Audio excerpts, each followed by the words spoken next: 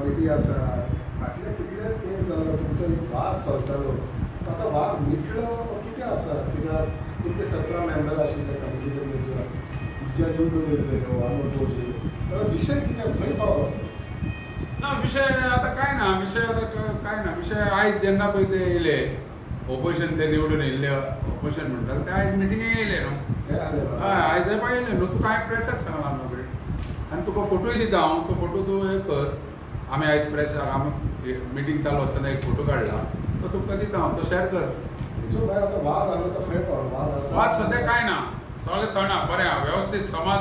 समाज फुडें वयतलो आनी समाजाक एक बरी दिशा मेळटली ते आता जे पार्टीचे ऑपोजिशन उलयताले ते तुमच्या बरोबर सगळे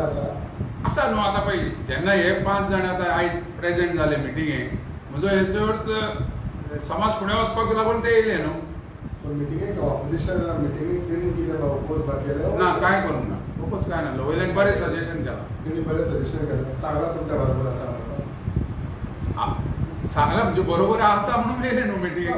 बरोबर आसा वचप दुसऱ्या जावप दुसऱ्या न्हू ना काय ना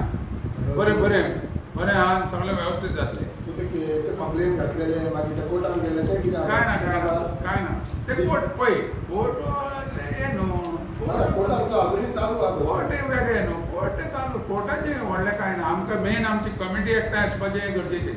सो तुमी सगळे एकठांय सद्या आमी 17 जाण आयज जे पद्दतीन ते 5 जाण येयल्या आमी 12 जाणांतले ते 5 जाण येयल्या म्हणजे 17 जाण एक्झिक्युटीव कमिटीक प्रेजेंट आहले म्हणजे एकठांय न्हू सो सद्या आसा फाल्यांची सुरू ना आसतले 100%.